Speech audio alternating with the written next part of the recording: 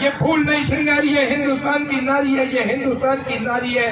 जब जब इलाना देनी अपनी हालरिए हुलराज, इलाना देनी अपनी हालरिए हुलराज, पूत सिखावे पालने मरण बढ़ाई माए, मरण बढ़ाई माए। अगर सम्मानित मंच माफी चाहूंगा, मंच पर काफी अतिथि बैठे, समय बहुत हो चुका है।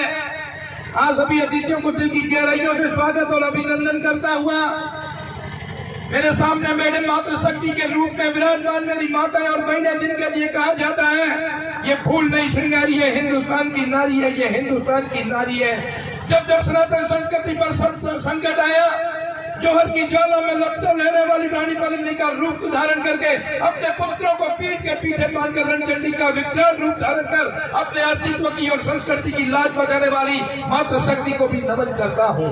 मेरे सामने बैठे पिता तुल्य बुजुर्गों, मेरे हमवतनी व साथियों, स्वजातीय बंधुओं, आज हम एक ऐसे व्यक्ति की जयंती पर एकत्रित हुए हैं।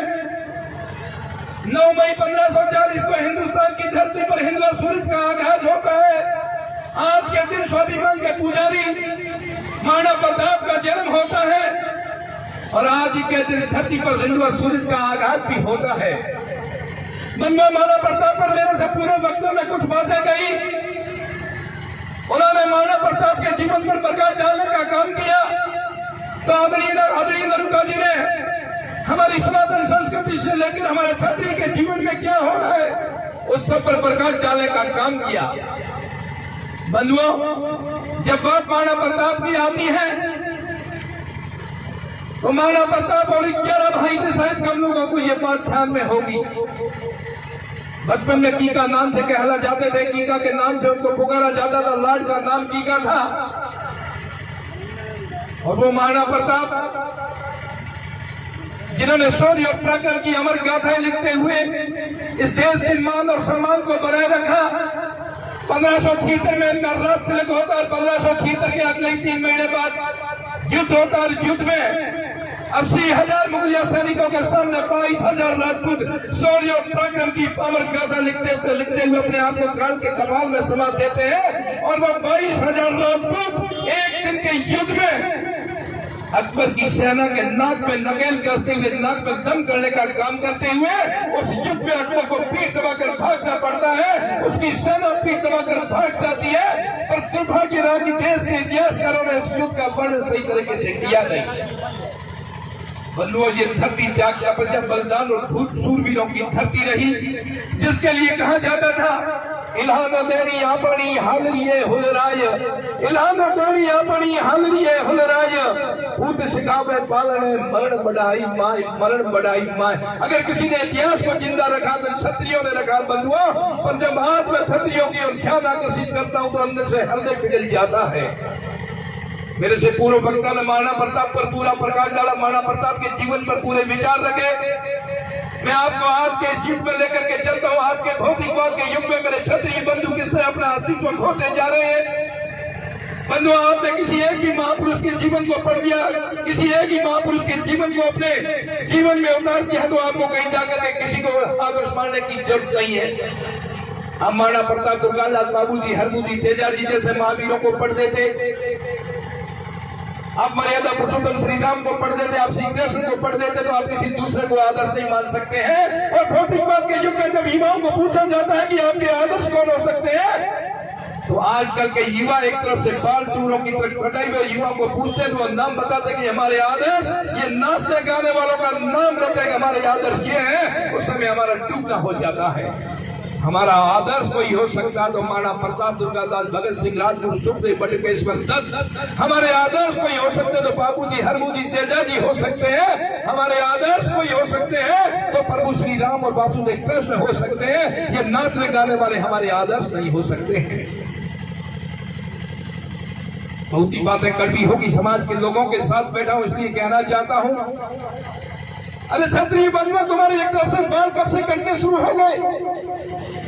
एक तरफ की बाल काटते हो, लंबी लंबी दाढ़ियां रखते हो, शादियों में भी तुम दाढ़ियां रख करके चले जाते हो। 11 पैंट जगहों की पैंटों को खंगाला जाता है तो नलकट और जाफरी के दाने निकलते हैं और अपने आप को बना के तो गलियों में जाकर दीवारों पर कूदते हैं। शर्म आनी चाहिए आप लोगों को। ये छतरी के धर्म है क्या? ये क्या राजपूत का धर्म है जो 11 पैंट जगहों की पैंटें पहनता है और जाफरी और नटकट खाता है और लोगों को लोग कहते हैं ये बना जाते आपके ऊपर थूकते हैं।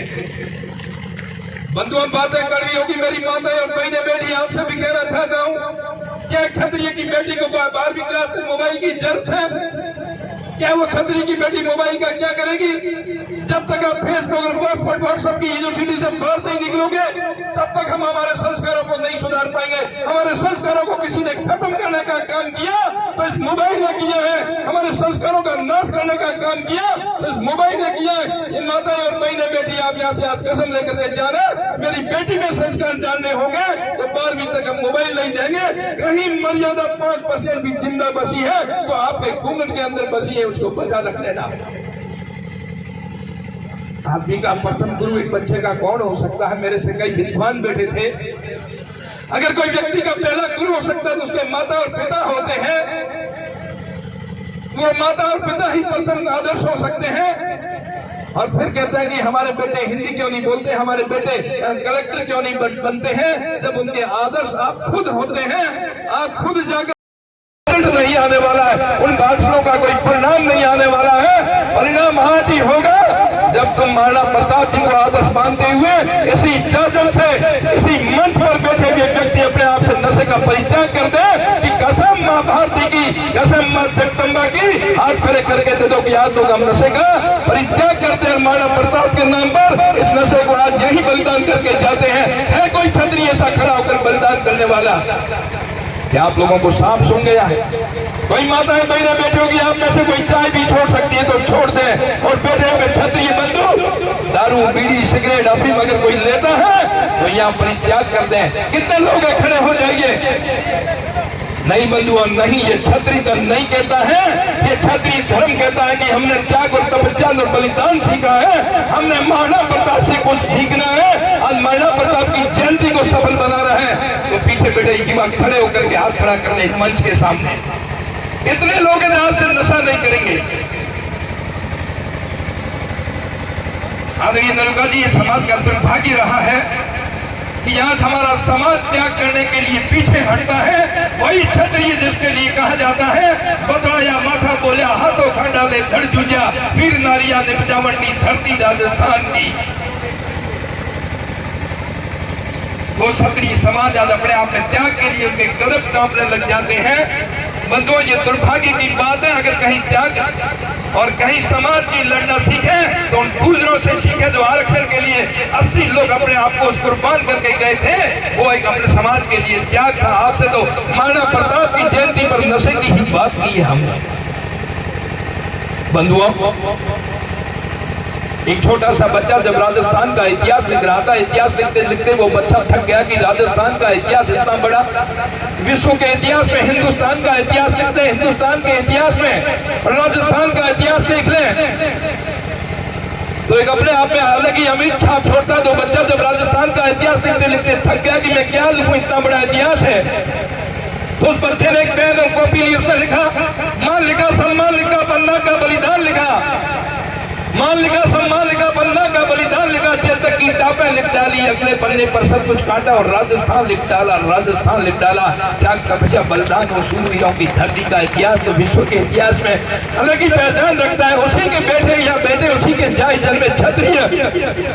आज किस अस्तित्व की ओर तुम बढ़ते जा रहे हो? तुम्हारा अस्तित्व क्या कह रहा है? मेरे से पूर्व वक्ताओं ने बातों ही बातों में आपको सब कुछ कह दिया।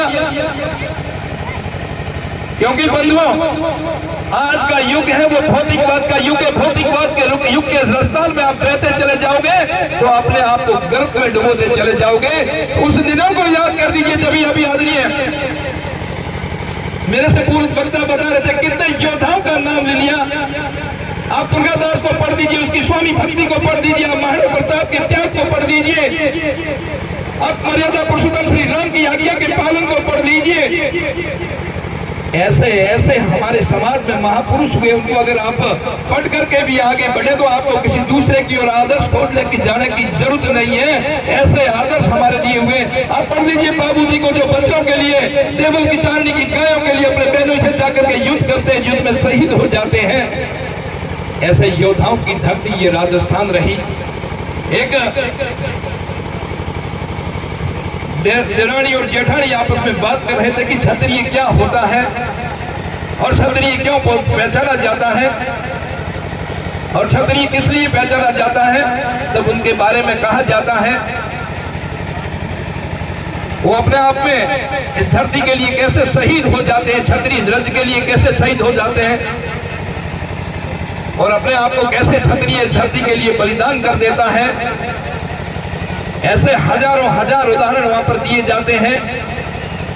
और क्षत्रिय जीवन को हम कैसे जीते हैं, जब तक हम शाखाओं में नहीं जाएंगे, जब तक हम जमा और जागरण में जाकर के हम सनातन संस्कृति का अपने आप में ग्रहण नहीं करेंगे, तब तक हम कभी आगे नहीं बढ़ सकते हैं। हम कभी अब सनातन संस्कृति का अपने अंदर नहीं उतार सकते हैं।